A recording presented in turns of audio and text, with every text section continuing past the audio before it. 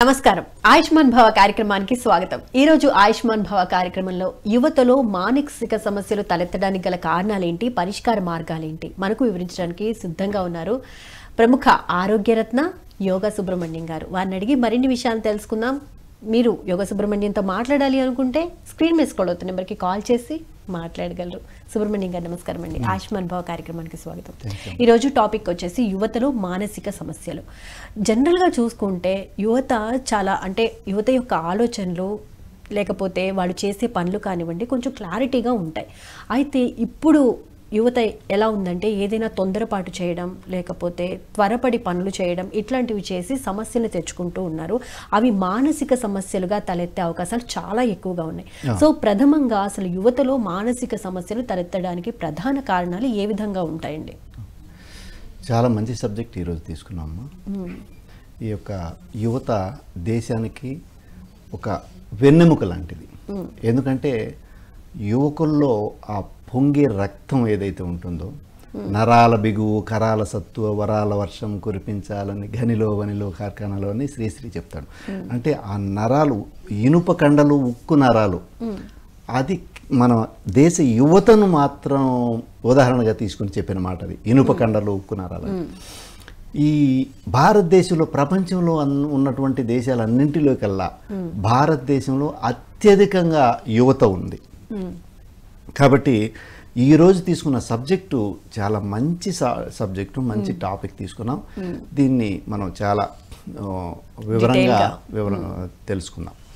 అయితే యువత అంటే 12 సంవత్సరాల వరకు బాల్యం ఉంటుంది, తర్వాత శైశవం తర్వాత కౌమారం తర్వాత బాల్యం, శైశవం తర్వాత శిశుత్వం 3 నెలల వరకు శైశవ దశ, చిన్నపిల్లలు, తర్వాత బాల్యం, తర్వాత కౌమారం, తర్వాత యవ్వనం, తర్వాత ప్రౌఢం, తర్వాత వృద్ధాప్యం, ఇది దశలు। ఇక్కడ బాల్యం అయిపోయిన తర్వాత కౌమారంలోకి ఎంటర్ అయ్యే వయసే యవ్వనం, యువకులు అంటారు, యవ్వనవంతుల్ని యువకులు అంటారు। వాస్తవానికి ఇక్కడ 12 సంవత్సరాలకే మనకు బాల్యం అయిపోయి కౌమారంలోకి ప్రారంభమవుతుంది। దాన్ని 13 నుంచి టీనేజ్ అంటారు, 12 సంవత్సరాలు దాటిన తర్వాత 19 వరకు, ఇది కౌమార దశ। ఈ కౌమార దశలో ముఖ్యంగా మనకు మానసిక ఎదుగుదల ఉంటుంది, పరిసరాల పట్ల అవగాహనను పెంచుకోవడానికి సామర్థ్యం పెరిగేటటువంటి దశే 12 సంవత్సరాలు పైబడిన తర్వాత 25 సంవత్సరాల వరకు। అందుకే మన వాళ్ళు ముందు మన దేశ సాంప్రదాయం, మన సనాతన ధర్మంలో 12 సంవత్సరాలు వచ్చిన తర్వాత విద్య నేర్చుకోవడానికి పంపించేవాళ్ళు। 12 సంవత్సరాల నుంచి 24 సంవత్సరాల వరకు విద్యాభ్యాసం జరిగేది, బ్రహ్మచర్యం అంటారు అప్పటి వరకు। ఇక్కడ దశలు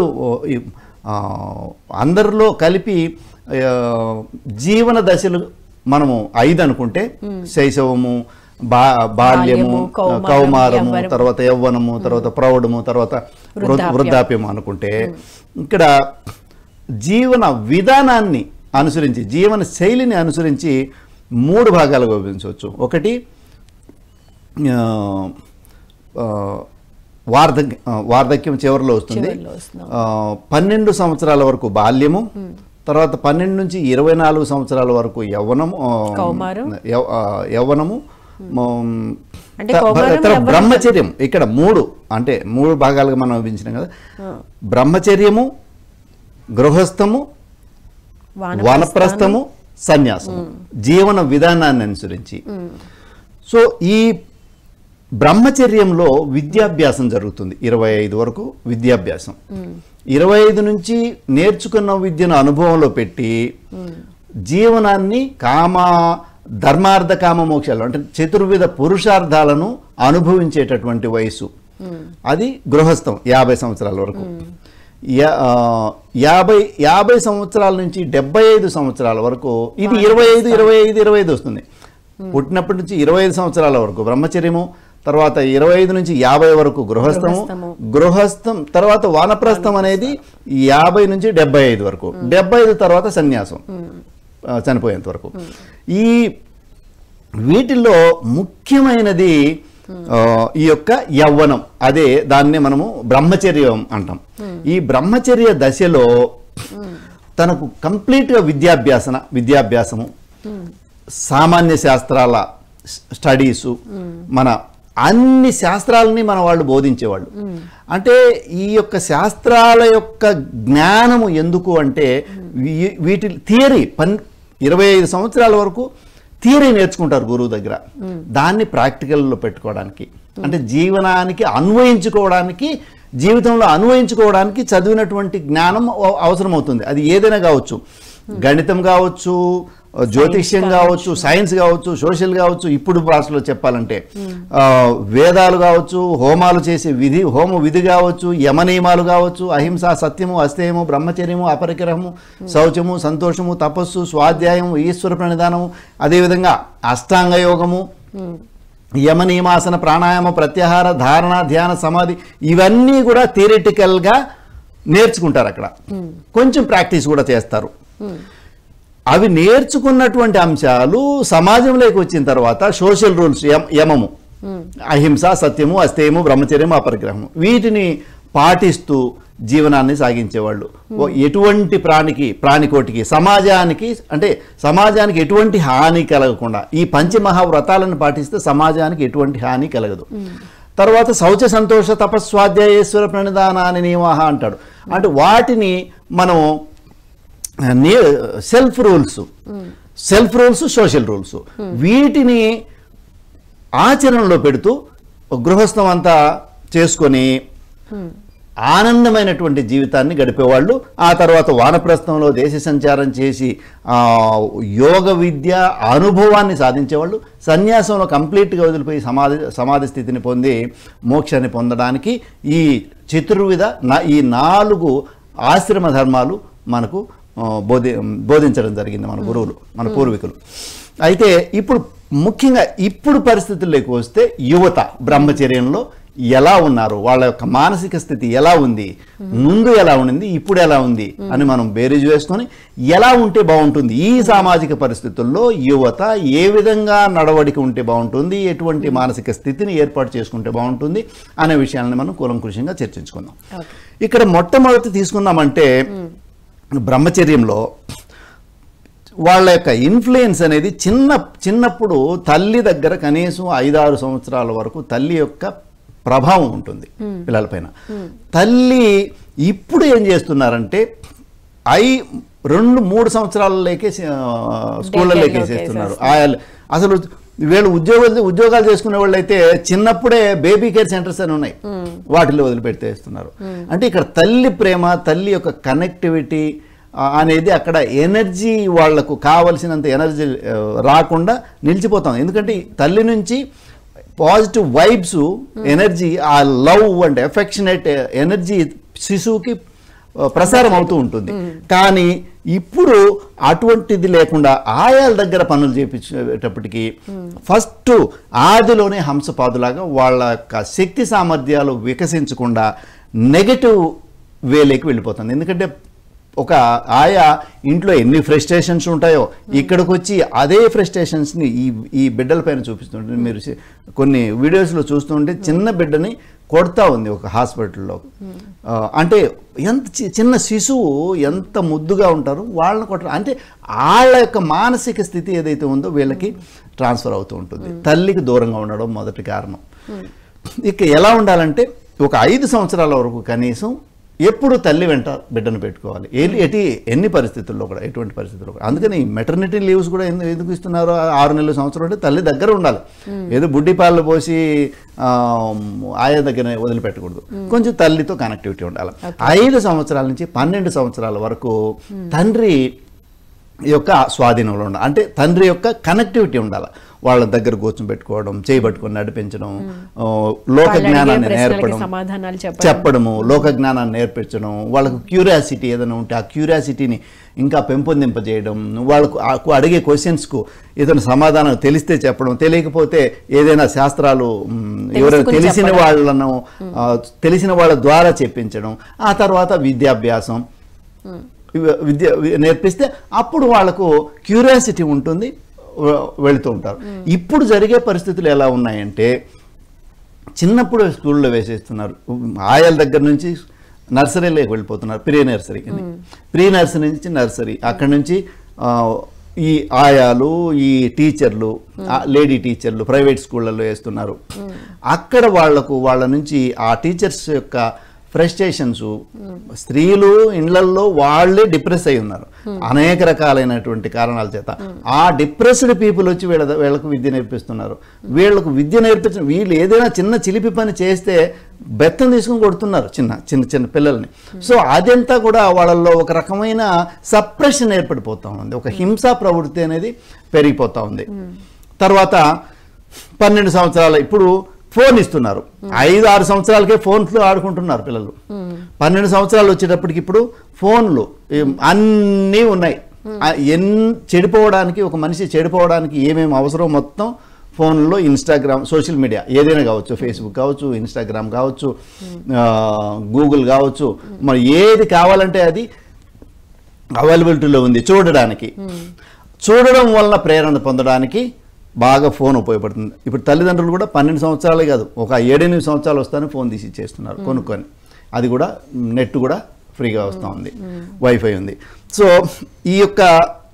ఈ సోషల్ నెట్వర్క్ ప్రభావం చేత, ఈ ఎనర్జీ యొక్క ప్రభావం చేత వాళ్ళు మ్యాక్సిమం నెగిటివ్ వైపుకి మొగ్గు చూపుతున్నారు. హింసా ప్రవృత్తి, వైలెన్స్, తర్వాత మితిమీరిన అధర్మ ప్రవృత్తి, అంటే శృంగారపరంగా మితిమీరైనటువంటి పోకడలు లోపల నుంచి వాళ్లకు వస్తున్నాయి. ఎందుకంటే టీనేజ్ స్టార్ట్ అయిన తర్వాత మనిషి యొక్క, అంటే యువత యొక్క వాళ్ళ యొక్క హార్మోన్స్లో చేంజెస్ వస్తాయి. ఆ హార్మోనల్ చేంజెస్ వచ్చేటప్పుడు వాళ్లకు హై ఎనర్జీస్ ఉంటాయి ఆ టైంలో. సో ఆ హై ఎనర్జీస్ని వాళ్ళు కంట్రోల్ చేసుకోలేరు, ఒక వేలో పెట్టలేరు, ఒక దారిలో పెట్టలేరు. వాళ్లకు నచ్చిన దారిలో ఆ ఎనర్జీని పాస్ చేస్తూ ఉంటారు. అది సమాజం పైకి చెడు ప్రభావం. వాళ్ళ యొక్క మానసిక స్థితి ఒక స్టేబుల్ మైండెడ్ కాకుండా అనేక రకాలైనటువంటి మార్గాలలో వాళ్ళ ఎనర్జీని అంతా వేస్ట్ చేసుకుంటున్నారు. సో దీనిని ఎట్లా కాపాడుకోవాలన్నది మనం ముఖ్యంగా దృష్టి పెట్టాల్సిన అవసరం ఉంది. తర్వాత ఇంకా ఏమేమి కారణాలలోకి మనం పోతే ఇంకా ఏమేమి కారణాలు చెప్పుకోవచ్చు అంటే, ఈ ఫోన్లో వచ్చేస్తున్నాయి. సినిమాలో ప్రభావం కూడా చిన్నపిల్లల పైన అధికంగా ఉంటుంది, పిల్లల పైన, యువత పైన. 12 సంవత్సరాల నుంచి 18 సంవత్సరాల వరకు, 19 సంవత్సరాల వరకు టీనేజర్స్ ఉన్నారు కదా. ఈ టీనేజర్స్కి ముఖ్యంగా 12 సంవత్సరాల నుంచి వాళ్ళ ఎనర్జీ ఫ్లో ఉంటుంది. ఆ ఎనర్జీని కాపాడుకోవడానికి కావలసినటువంటి తర్ఫీదు ఉండదు, ట్రైనింగ్ ఉండదు. అప్పుడు తల్లి ట్రైనింగ్ ఇచ్చేది. ఇప్పుడు ఒక శివాజీ ఎట్లా తయారైనారు, జిజియాబాయి చెప్పినటువంటి స్టోరీస్, మోరల్ స్టోరీస్. ఒక మహాపురుషులు ఎట్లా తయారైనారంటే వీళ్ళు చెప్పినటువంటి వాళ్ళ యొక్క తాతలు, అవ్వలు అప్పుడు స్టోరీస్ చెప్పేవాళ్ళు. ఇప్పుడు ఫోన్ ఇచ్చేస్తున్నారు పిల్లలకి. అక్కడ వాళ్ళు రాంగ్ ట్రాక్లో వెళ్ళిపోతున్నారు. తర్వాత ఈ 12 సంవత్సరాలు దాటిన తర్వాత 13, 14, 15, 16, 17, 18, 19, 20 వరకు కూడా వాళ్ళ హై ఎనర్జీస్ని ఎలా ట్రైనింగ్ ఇచ్చి ఒక దారిలో కనుక పెడితే, ఇప్పుడు నీళ్లు వస్తున్నాయమ్మా, ఒక మోటార్ నుంచి నీళ్లు వస్తున్నాయి, ఆ వాటిని ఒక కాలువ తీసి కరెక్ట్గా ఛానలైజ్ చేస్తే మనకు పైరు పండుతుంది, దాని నుంచి మనకు ఫలితం వస్తుంది. ఇప్పుడు వచ్చినటువంటి నీటిని ఎలా పోవాలనో తెలియదు వాటికి. అది అవి ఎక్కడ పల్లం ఉంటే అట్టు వెళ్ళిపోతుంది. అదే విధంగా ఈ యువకుల్లో ఉన్నటువంటి ఎనర్జీ కూడా 12 నుంచి 20 వరకు ఆ ఎనర్జీ, హై ఎనర్జీస్ రిలీజ్ అవుతూ ఉంటాయి కుండలిని నుంచి. అవును, టీనేజ్ లోకి ఎప్పుడైతే స్టార్ట్ అవుతారో పిల్లలు మొండితనంగా కూడా బిహేవ్ చేస్తూ ఉంటారు. అంటే చెప్పిన మాట వినకపోవడం, లేకపోతే మాకంతా తెలుసు అనే ఫీలింగ్ లోకి వెళ్ళడం జరుగుతూ ఉంటుంది. సో టీనేజ్ లో ఉన్న పిల్లలు పెద్దవాళ్ళు చెప్పిన మాటను వినకపోవడం, మొండిగా ప్రవర్తించడం, అంతా మాకు తెలుసు అనే ఫీలింగ్ లోకి ఎక్కువ వెళ్తూ ఉంటారు కదా. సో అటువంటి ఫీలింగ్స్ ని కంట్రోల్ చేయాలంటే ఏం చేయాలి? ఓకే అండి, ఇక్కడ కంట్రోల్ చేయడం అనేది ద వర్డ్ మంచిది కాదు. ఎవరిని ఎవరు కంట్రోల్ చేయలేరు. జస్ట్ ఛానలైజ్ చేయొచ్చు. వాళ్ళ ఎనర్జీని, వాళ్ళ థాట్స్ని ఛానలైజ్ చేయొచ్చు. ఇప్పుడున్న పరిస్థితుల్లో అది చాలా కష్టమైన పని. ఎందుకంటే 12 సంవత్సరాలకు స్కూల్కి పంపించేస్తున్నారు వాళ్ళు. 10th క్లాస్, దాదాపు 10th క్లాస్కి వచ్చేస్తున్నారు. 16 సంవత్సరాలకు, 15 సంవత్సరాలకు, 14-15 సంవత్సరాల్లో 10th క్లాస్ అయిపోతా ఉంది. అప్పటికి చేతులకి ఫోన్లు వచ్చేస్తున్నాయి. వాళ్ళు ఇన్ఫర్మేషన్, ఎటువంటి ఇన్ఫర్మేషన్ కూడా ఎవరిపైన ఆధారపడవలసిన అవసరం లేదు. ఇప్పుడు టీచర్ పైన కూడా క్వశ్చన్స్ టీచర్ని అడగని అవసరం లేదు, అన్ని గూగుల్లో దొరుకుతున్నాయి. తల్లిదండ్రులను అడగని అవసరం లేదు, అన్ని గూగుల్లో దొరుకుతున్నాయి. వాస్తవంగా చెప్పాలంటే చిన్నపిల్లలు తల్లిదండ్రుల కంటే ఎక్కువ ఇన్ఫర్మేషన్ ఉంది, గ్యాదర్ చేస్తున్నారు వాళ్ళ మైండ్. సో ఇక్కడ ఆ కారణంగా ఏ ఇన్ఫర్మేషన్ కూడా వాళ్ళ దగ్గర నుంచి తీసుకునే డిపెండెన్సీ లేదు. తల్లిదండ్రుల దగ్గర నుంచి, గురువుల దగ్గర నుంచి. ఇంకా గురువులు తల్లిదండ్రులు కంట్రోల్ చేయాలనే మాట మర్చిపోవాలి. ఎందుకంటే వాళ్ళని కంట్రోల్ చేయడం సాధ్యం కాదు, దట్ ఈస్ ఇంపాసిబుల్. ఎందుకంటే అప్పుడు గురువుల దగ్గర ఇన్ఫర్మేషన్ తీసుకోవాలని, విద్య నేర్చుకోవాలని వాళ్ళపైన రెస్పెక్ట్ ఉండేది. ఇప్పుడు ఆ రెస్పెక్ట్ లేదు. తల్లిదండ్రుల పైన ఇప్పుడు రెస్పెక్ట్ లేదు. ఎందుకు రెస్పెక్ట్ లేదంటే చిన్నప్పటి నుంచి వాళ్ళతో కనెక్టివిటీ లేదు. తల్లితో బిడ్డకు కనెక్టివిటీ లేదు, తండ్రితో కనెక్టివిటీ లేదు, టీచర్లతో కూడా కనెక్టివిటీ లేదు. ఎక్కువ మ్యాక్సిమం ఎవరితో కనెక్టివిటీ ఉంటుంది అంటే వాళ్ళ చుట్టుపక్కల ఉన్నటువంటి వాళ్ళ ఫ్రెండ్స్ తోటి కనెక్టివిటీ ఉంటుంది చిన్నపిల్లలకి, ఈ ఏజ్లో టీనేజ్ పిల్లలకి. సో వీళ్ళు ఒకరితో ఒకరు డిస్కస్ చేసుకుంటూ ఉంటారు ఒక విషయం పైన.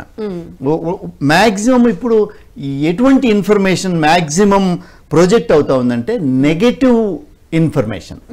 పాజిటివ్ ఇన్ఫర్మేషన్ కంటే కూడా నెగటివ్. ఇప్పుడు వేదాలు అని కొడితే ఆ వేదాలు ఏదో అంత చిన్న ఇన్ఫర్మేషన్ వస్తుంది. అదే ఇంకొకటి కొట్టినాం అనుకో, కొన్ని లక్షల వీడియోలు వస్తాయి ఇన్ఫర్మేషన్. సో వీళ్ళు ఇన్ఫర్మేషన్ కోసం ఈ వెతికే ప్రాసెస్లో నెగటివిటీ ఎక్కువగా వస్తూ ఉంటాయి. కాబట్టి వీళ్ళు వీటి వైపు మైండ్ మ్యాక్సిమం ఎప్పుడు కూడా పాజిటివ్ కంటే కూడా నెగిటివ్ను తొందరగా అబ్జర్వ్ చేసుకుంటుంది, అట్రాక్ట్ అవుతుంది నెగిటివ్ వైపుకు. సో వీళ్ళు నెగిటివ్కి వెళ్ళిపోతున్నారు. ఇంకా క్లియర్గా తెలుసుకుందామండి. కాలర్ లైన్లో ఉన్నారు, కాలర్తో మాట్లాడదాం. హలో. హలో మేడం, నమస్కారం. నమస్తే అండి, మీ పేరు, ఎక్కడి నుంచి మాట్లాడుతున్నారు? నా పేరు దినేష్, కర్ణాటక నుంచి. దినేష్ గారు, ఏం తెలుసుకోవాలనుకుంటున్నారు? మాకి వేరే వాళ్ళతో మాట్లాడుకొని ఉండేదానికి ప్రాబ్లం అవుతుంది.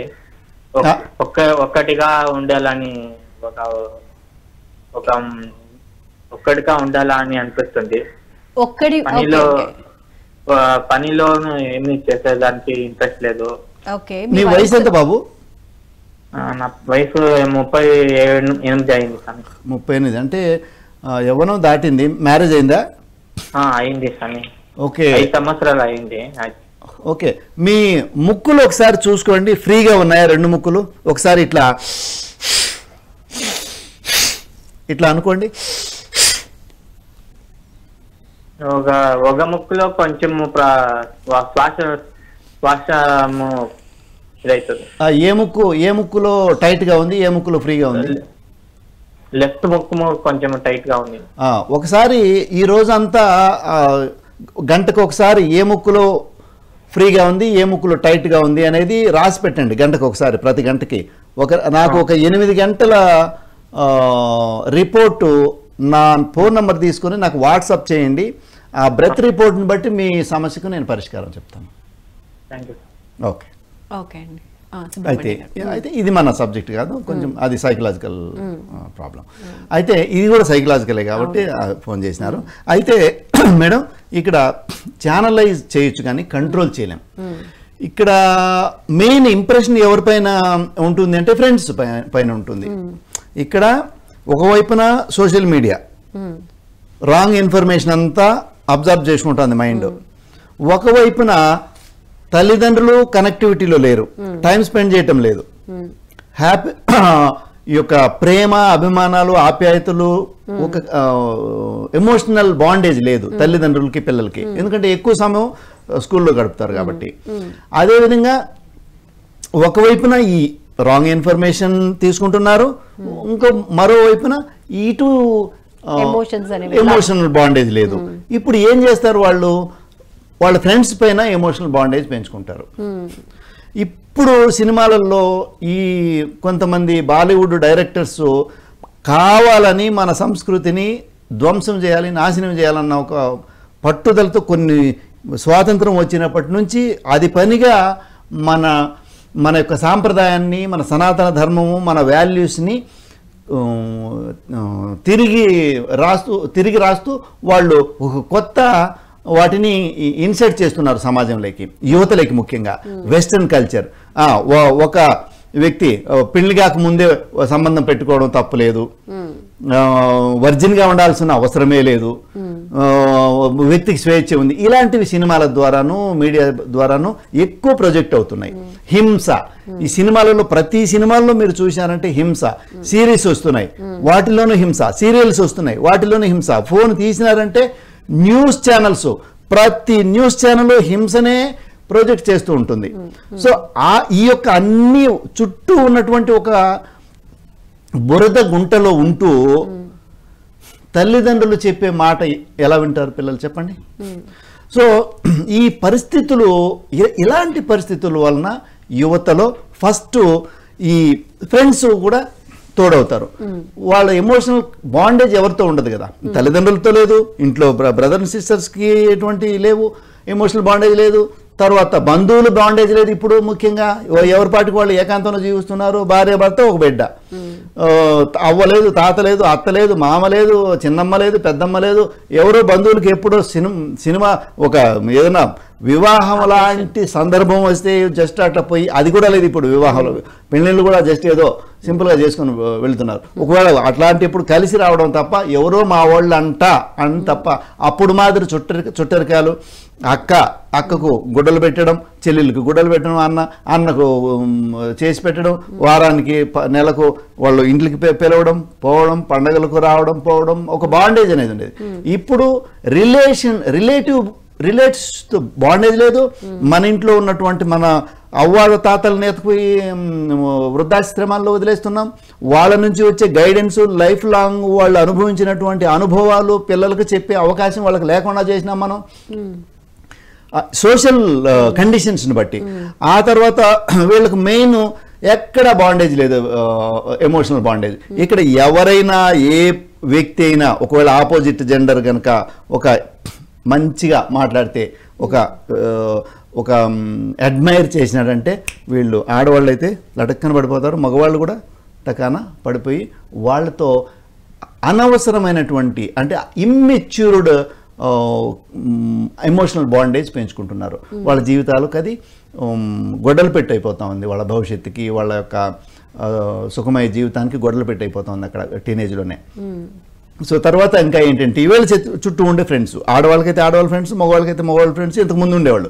ఇప్పుడు ఆడవాళ్ళు మగవాళ్ళతోనూ ఫ్రెండ్షిప్ చేయొచ్చు, మగవాళ్ళు ఆడవాళ్ళతోనూ కూడా ఫ్రెండ్షిప్ చేయొచ్చు అన్నది ఒకటి పబ్లిక్ లేకి, సొసైటీ లేకి ఒకటి బాగా స్లోగన్ పంపించేశారు మన సినిమాలు, సీరియల్స్ ఇవన్నీ కూడా.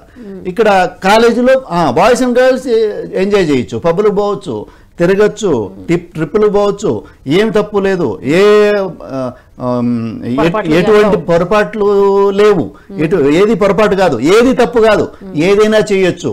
పెళ్లి అయ్యేంత వరకే భార్యాభర్తల మధ్య సంబంధం కోసమే కాదు, మన ఫ్రెండ్స్తో ఏమైనా చేయొచ్చు, ఎట్లయినా ఉండొచ్చు, లైఫ్ని ఎంజాయ్ చేయొచ్చు, మళ్ళీ ఒకరిని పెళ్లి చేసుకొని వాళ్ళతోటి అన్న ఒక సినిమాల ద్వారా ఒక రకమైనటువంటి ఏహ్యభావంతో కూడుకున్నటువంటి ఒక కల్చర్ని మన వాళ్ళు ఈ సోషల్ మీడియా ద్వారా చేసేసినారు. ఇప్పుడు ఫ్రెండ్స్ ఏం చేస్తారు, వీళ్ళు ఎవరైనా ఒక బలహీన వ్యక్తి అని ఉంటే ఇది తప్పు కాదు, ఏమే నేను చేస్తున్నా, ఏమవుతుంది, నేను ఐఎమ్ వెరీ హ్యాపీ, ఈమె కూడా ఆయమ్మను చూసి ఇంకొక స్టెప్ తీసుకుంటుంది. అట్లా మంచి వాళ్ళు కూడా నాకు తెలిసి ఒక నా స్టూడెంట్లో ఒక సైకలాజికల్ పేషెంట్ ఒక 26 years వరకు వర్జిన్గా ఉండింది. కేవలం 4 months ఒక వ్యక్తి, ఒక అమ్మాయితో కలిసి స్నేహం చేయడం వలన షీ లాస్ట్ హర్ ఎవ్రీథింగ్. అంటే ఇక్కడ కేవలం మనం ఎంత స్ట్రిక్ట్గా ఉండాలని ఉన్నా కూడా ఎవరో ఒకరు ఏదో ఒక సందర్భంలో ఏదో ఒక బలహీనమైన క్షణంలో వాళ్ళ జీవితాలని టర్న్ చేస్తున్నారు, తీసిపోయి చెత్త కుప్పలో పడేస్తున్నారు. అక్కడ ఇన్స్టెబిలిటీ వచ్చేసి డిప్రెషన్లోకి వెళ్ళిపోయి చావుల వరకు పోతున్నాయి. తర్వాత లేదా పిచ్చి పట్టిపోతూ ఉంది, లేదంటే సైకలాజికల్గా డ్యామేజ్ జరుగుతూ ఉంది, వాళ్ళు ఎమోషనల్గా డ్యామేజ్ అయిపోతూ ఉంది. నెక్స్ట్ పెళ్లి చేసుకున్న కూడా భార్యాభర్తల మధ్య ఎటువంటి ఎమోషనల్ బాండేజ్ కలగడం లేదు.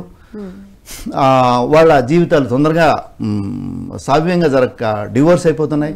డివోర్స్ అయ్యి సింగిల్గా ఉంటూ వాళ్ళ వేదన జీవితాంతం ఒక వేదనతోటి జీవితాలు గడుపుతున్నారు. దానికి ముఖ్యమైన కారణం స్టార్టింగ్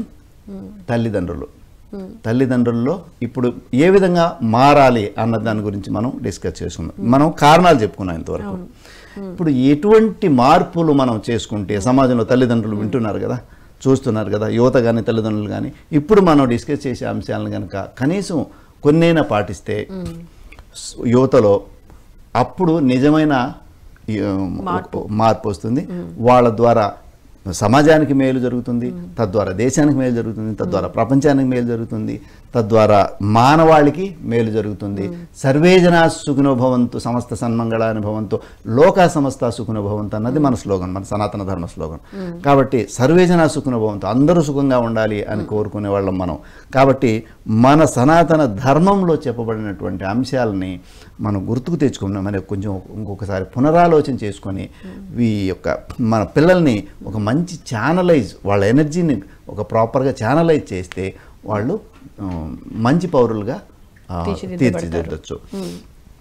అది తల్లిదండ్రులు చేయాల్సిన పని ఏంటంటే మొదట వాళ్ళని ఆయాల దగ్గర వదిలిపెట్టడం మానేయాలి. ఫస్ట్ వీళ్ళకి ఎన్ని పనులన్నా ఉన్నాయిలే, మెటర్నిటీ కోసం ఒక 2-3 సంవత్సరాలు లీవ్ తీసుకోండి, ఏం పర్వాలేదు. ఏదో విధంగా సంసారాన్ని కొంచెం ఖర్చులు తగ్గించుకొని లగ్జరీస్ ఆపేసి కొంచెం తగ్గించుకొని ఒక కనీసం 3 సంవత్సరాల వరకైనా కూడా పిల్లవాడిని దగ్గర పెట్టుకోవాలి తల్లి. తర్వాత 3-4 ఒక 5-6 సంవత్సరాల వరకు అన్నా కూడా ఒక 5 సంవత్సరాల తర్వాత వెయ్యాలి స్కూళ్ళల్లో. 5 సంవత్సరాల వరకు తల్లి దగ్గర తండ్రి దగ్గర ఆటలు పాటలు వాళ్ళ కేరింతలు, వాటి వలన వాళ్ళ యొక్క బ్రెయిన్ పెరుగుతుంది, మెచ్యూరిటీ పెరుగుతుంది వాళ్ళలో. అప్పుడే స్కూళ్ళకు పంపించినామంటే ఆయా కొడుతుంది, ఒకసారి కొట్టిన ప్రతిసారి భయపడుతుంది, భయపడిన ప్రతిసారి చిన్న మెదడు తగ్గిపోతుంది, కుంచుకుపోతుంది. అలా వాళ్ళలో మెచ్యూరిటీ పోతుంది. ఎప్పుడు భయం అన్నది యాంగ్జైటీలో బతుకుతారు పెద్ద అయిన తర్వాత. కాబట్టి దానికి బీజం పడేది చిన్నప్పుడే. కాబట్టి మనం పిల్లల్ని కొట్టకూడదు. వాళ్ళు అలా చేస్తారు, దట్ ఈస్ వాళ్ళ నైజం, that is nature of the child. So మనం వాళ్ళని ఇంకా ఎంకరేజ్ చేస్తూ బుజ్జగిస్తూ వాళ్ళని పాజిటివ్గా మెల్లగా చెబుతూ పాజిటివ్గా తీసుకురావాలి. ఆ తర్వాత గురువులు అనేటప్పటికీ ఇక్కడ ఒక మంచి గురుకుల పాఠశాలలు కానీ కొంచెం ఒక రకమైనటువంటి ఇప్పుడు కొత్తగా ఇప్పుడు పుట్టుకొస్తున్నాయి. కొంచెం ఇప్పుడు జగ్గి వాసుదేవ్ లాంటి వాళ్ళు స్కూళ్ళు పెట్టున్నారు. కొంతమంది ఇంతకుముందు జిడ్డు కృష్ణమూర్తి స్కూల్ ఉంది. అలాంటి ఏదైనా ఒక మంచి స్కూల్ని ఎన్నుకోవచ్చు. బాగా డబ్బు ఉన్నవాళ్ళు, డబ్బు లేని వాళ్ళు గవర్నమెంట్ స్కూల్ అయినా పర్వాలేదు. ఈ ప్రైవేట్ స్కూళ్ళల్లో మాత్రం ఆ ఇరుకు గదుల్లో, గాలి ఆడని గదుల్లోకి పంపించద్దు. గవర్నమెంట్ స్కూళ్ళు ఒక రకమైనటువంటి వాతావరణంలో ఉంటాయి, ఓ మంచి చెట్లు గ్రౌండ్ ఆడుకోవడానికి ఉంటాయి. Government schools are far more better than the private schools. డబ్బు కట్టి అదొక ప్రిస్టేజ్ అనుకుంటారు, కానీ స్కూళ్ళల్లో చేర్పించేది డబ్బు లేకుండా ఉంటే చదివించేటట్టే మంచి స్కూల్లో చదివించదు, లేదంటే గవర్నమెంట్ స్కూల్ మేలు. అక్కడ ఇదైన తర్వాత ఎందుకంటే కనీసం అక్కడ క్వాలిఫైడ్ టీచర్స్ ఉంటారు. ఇక్కడ 10th క్లాస్ ఫెయిల్ అయిన వాళ్ళు వచ్చి టీచర్గా చెప్తూ ఉంటారు, రాసిస్తూ ఉంటారు. అక్కడ పిల్లల సైకాలజీ, యాక్చువల్గా పిల్లల సైకాలజీ అనేది చాలా ఇంపార్టెంట్. బిఎడ్లో సైకాలజీ ఉంటుంది, చైల్డ్ సైకాలజీ. సో అది చదువుకొని వచ్చిన వాళ్ళు కనీసం ఆ పిల్లల్ని లీస్ట్ మంచిగా డీల్ చేసి మంచిగా వాళ్ళు వాళ్ళ గ్రోత్కి తీసుకొస్తారు. సో ఈ ఒకటోది తల్లిదండ్రులు బాండేజ్ ఇవ్వడం, రెండోది స్కూల్లో టీచరు ఒక మంచి కనెక్టివిటీని ఇవ్వడం. ఈ రెండు తర్వాత ఫోన్లు ఇవ్వకూడదు, అసలు ఫోన్లు ఇవ్వకూడదు. యోగ సుబ్రహ్మణ్యం గారు, మరి పిల్లలకి ఫోన్ ఎప్పుడు ఇవ్వాలి చెప్తాను. ఓకే, ఫోను పెళ్ళైన తర్వాత తీసేయాలి. ఓకే, ఇంకా అప్పుడు వాళ్ళే కొనుక్కుంటారు కదా. అంతవరకు ఫోన్ అయితే ఇవ్వకూడదు. ఎందుకంటే ఫోను అసలు ఇప్పుడు ఫోన్ ఇంట్లో ఏం జరుగుతుందండి? ఏమీ జరగట్లేదు ఇంట్లో. అంటే చదువుకునే పిల్లకాయలు, టీనేజ్ పిల్లకాయలకు ఫోన్ ఎందుకండి? ఒక్కటి విషయం చెప్తాను, అవసరం లేదు. అందులోనూ ఈ ఇంటర్నెట్ ఉండే ఫోన్ వద్దు. కావాలంటే కేవలం ఫోన్ మాట్లాడుకోవడానికి తీసివచ్చు. ఎక్కడైనా ఇన్ఫర్మేషన్ అంటే ఎక్కడ ఉన్నావో ఏంటి అనేది దీనికోసం అవసరానికి వాడుకోవచ్చు, కానీ ఇలాంటి ఫోన్ అవసరం లేదు. అందులో ఇన్ఫర్మేషన్ అంతా వచ్చేది. అలాంటి ఇన్ఫర్మేషన్ ఏమన్నా కావాలంటే ఇంటికాడ వచ్చినప్పుడు చదువుకోవచ్చు. ఒక ల్యాప్టాప్ కావాలంటే తీసేయచ్చు, దాంట్లో ఇన్ఫర్మేషన్ తీసుకోవచ్చు. మానిటరింగ్ చేస్తూ ఉండాలి. ఒక్కరికి గది ఇచ్చేసి నీ ఇష్టం నువ్వేమన్నా చేసుకో, మా పాటికి మేము తలా ఒక గదిలో పడుకుంటాం, అలా కాకుండా ఆ గదిలోనే వాళ్ళు సెపరేట్ మానిటర్ చేయాలి. ఒకవేళ గది ఇచ్చినా కూడా మానిటరింగ్ ఉండాలి. ఇవ్వకపోవడం మంచిది, సపరేట్ గది ఇవ్వకపోవడం మంచిది పిల్లలకి, టీనేజర్స్కి ముఖ్యంగా. ఒకవేళ ఇచ్చినా కూడా మానిటరింగ్ అనేది ఉండాలి. సో ఇది 100 సమస్యల నుంచి బయటపడేస్తుంది. ఒక్క ఫోను తీసియకపోతే ఈ 50%, not 50%, more than 70% of the problems సెటరేట్ అయిపోతాయి. వాళ్ళు ఈ ఫోను ఉంటే ఫోన్లో వాళ్ళ టైం అంతా ఫోన్ తినేస్తుంది, వాళ్ళ స్టెబిలిటీని పోగొడుతుంది, వాళ్ళ కాన్సన్ట్రేషన్ పోగొడుతుంది, చదివే శక్తి పోతుంది. ఎందుకంటే information, lot of negative information మైండ్లో మెమరైజ్ అయ్యి ఉంటే ఇంకా మనం కొత్తగా ఒక పాజిటివ్ ఇన్ఫర్మేషన్ తీసుకొని మెమరైజ్ చేసుకునే కెపాసిటీ బ్రెయిన్కి ఉండదు. సో ఈ బ్రెయిన్లో కెపాసిటీ ఉంటుంది, కానీ ఎంత పెట్టుకుంటుంది ఇన్ఫర్మేషన్. సో ఆ ఇన్ఫర్మేషన్ని ఏదైతే ఆ వయసులో టీనేజ్లో అవసరమైన ఇన్ఫర్మేషన్ని వాళ్ళు తీసుకోవాలి. దానికోసం బుక్స్ ఇవ్వాలి. ఇంటికాడ బుక్స్ చదువుకోండి. బుక్స్ బోలెడని లిటరేచర్ ఉంది మన దగ్గర. మహాత్ముల స్టోరీస్ ఇవ్వండి, సక్సెస్ఫుల్ పీపుల్ యొక్క బయోగ్రఫీ బుక్స్ ఇవ్వండి. వివేకానందుడు, రామకృష్ణ పరమహంస, మనం ఓషో, సుభాష్ పత్రిజీ, ఇలాంటి వాళ్ళ యొక్క బయోగ్రఫీస్ కనుక ఇచ్చినామంటే వాళ్ళు దానిపైన ఆ ప్రేరణ లోపల నుంచి వస్తుంది. Yes, I'm also, I want to do that, I can do that అన్న ఒక కాన్ఫిడెన్స్ వస్తుంది. ఈ గజిబిజి అంత పోతుంది. ఎప్పుడైతే ఫోకస్ పెరుగుతుందో దాంతోపాటు కొంత ధ్యానం చేసే ఒక అవకాశం కల్పించాలి. రోజు ఉదయాన్న సాయంత్రం ధ్యానం చేసి అలవాటు చేయాలి. చిన్నపిల్లలకి, యుక్త వయసులో ఉన్న పిల్లలకి ధ్యానం చేసినప్పుడు ఏమవుతుందంటే ఆ గజిబిజి మైండ్ సెట్ కూల్ అవుతుంది, కామ్ అవుతుంది, వాళ్ళ ఫోకస్ స్టడీ పైన పెరుగుతుంది. అది లేకుండా ఇలాగే ఫోన్ ఇచ్చి అన్నీ వదిలేసినామంటే క్రైమ్ చేస్తారు, అన్వాంటెడ్ థింగ్స్ని చేస్తారు, వైలెన్స్ చేస్తారు. సమాజానికి కావాలి, సమాజంలో ఎన్ని చెడులు ఉన్నాయో అన్ని వాళ్ళు చేయడానికి ఆస్కారం ఉంటుంది. అంత ఎనర్జీ ఉంటుంది టీనేజ్ పీపుల్లో. కాబట్టి ఇలా మనం ఛానలైజ్ చేయొచ్చు. ఉదయాన్నే లేచిపో, స్నానం చేసి కూర్చొని ధ్యానం చేయకోసేపు. ఇంతకుముందు అయితే సంధ్యావందనం అందరూ సంధ్యవార్చేవాళ్ళు 12 సంవత్సరాలు దాటిన తర్వాత యజ్ఞోపేతం ఇచ్చి. ఇప్పుడు కూర్చొని ధ్యానం చేయి. ఎన్ని సంవత్సరాలు ఉంటే అన్ని నిమిషాలు మినిమం ధ్యానం చేయండి. 10 నిమిషాలన్నా ధ్యానం చేయండి. చిన్నపిల్లలు అయితే 10 సంవత్సరాల వయసు వాళ్ళు. ఇలా వాళ్ళకి మనం ఛానలైజ్ చేయొచ్చు వాళ్ళ ఎనర్జీని. కంట్రోల్ చేయకూడదు. ఇప్పుడు మీరు అన్నారు, చాలా మంది తల్లిదండ్రులు ఈ మాట అంటుంటారు, మా పిల్లవాడు మేము చెప్పిన మాట వినడం లేదని. ఎందుకు వినాలండి? వినరు. వాళ్ళ ఎనర్జీని మీరు ఇట్లా వదిలేసి ఇప్పుడు గాల్లో మీరు చెప్పారు, దీపాన్ని గాల్లో పెట్టేసి ఆరిపోకుండా ఉండాలంటే ఎక్కడవుతుంది? అవును, ఇప్పుడు 10 నిమిషాలు మెడిటేషన్ చేయించండి అని. అసలు వాడు చెప్పిన మాట వినట్లేదు. ఇంకా 10 నిమిషాలు కూర్చొని మెడిటేషన్ ఏం చేస్తాడు? తల్లిదండ్రులు చేస్తారు. ఫస్ట్ వీళ్ళు కూర్చోవాలా, ఫస్ట్ వీళ్ళు మెడిటేషన్ లో కూర్చోవాలి, పొద్దున్న లేసి స్నానం వాడిని చేయమనకూడదు, ఫస్ట్ వీళ్ళు పోయి స్నానం చేసి రావాలి. 4 గంటలకి బ్రహ్మ ముహూర్తంలో వీళ్ళు లేయాల. వీళ్ళు నాన్న ఎప్పుడో 12 గంటల వరకు తాగి ఎక్కడో పడుకొని వచ్చి 10 గంటల వరకు నాన్న నిద్రపోతూ ఉంటే అమ్మ ఎక్కడో షాపింగ్ చేసుకొని ఆమె చేసుకొని వచ్చి ఈమె 11 గంటల వరకు ఈమె నిద్రపోతా ఉంటే వాళ్ళు ఏం చేస్తారు? వాళ్ళు లేచి ఫోన్ పట్టుకొని చూసుకుంటూ ఉంటారు. వీళ్ళు లేవాలి ఫస్ట్ 4 గంటలకు లేచి స్నానం చేసి వచ్చి మెడిటేషన్లో కూర్చొని ఉంటే ఒకరోజు చూస్తారు, 2వ రోజు చూస్తారు, 3వ రోజు చూస్తారు, 4వ రోజు వాడే పోయి స్నానం చేసి వచ్చి వెళ్తా పట్టు కూర్చుంటాడు. లేదు నేను 12 గంటల వరకు ఉండి వస్తే వచ్చి 10 గంటల దాకా నేను పడుకుంటాను, నువ్వు మాత్రం పొద్దున్నే 4 గంటలకు లేచి ధ్యానం చేయనైనా అంటే చేయరు. పిల్లలు ఎప్పుడు కూడా చూసి అనుసరిస్తారు, చెప్పితే వినరు. That is the quality of the mind. చిన్నపిల్లలు ముఖ్యంగా యువకుల్లో చెప్పితే ఎవ్వరు వినరు. చెయ్యి నువ్వు, మనం చేస్తే వాళ్ళు ఖచ్చితంగా ఫాలో అవుతారు.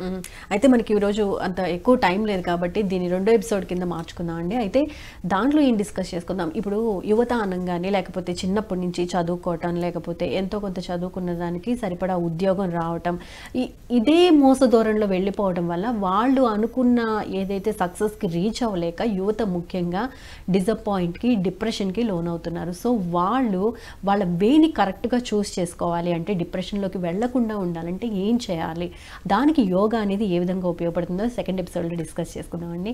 సో ఇప్పుడు ప్రస్తుతానికి ప్రైమరీ లెవెల్లో మనం డిస్కస్ చేసుకున్నాం. చాలా చక్కటి ఇన్ఫర్మేషన్ ఇచ్చినందుకు ధన్యవాదాలండి. Thank you so much. చూసారు కదండి, ఇది ఇవాళ ఆయుష్మాన్ భవ కార్యక్రమ విశేషాలు. రేపటి ఎపిసోడ్లో మళ్ళీ కలుసుకుందాం. అంతవరకు చూస్తూనే ఉండండి PMC. నమస్కారం.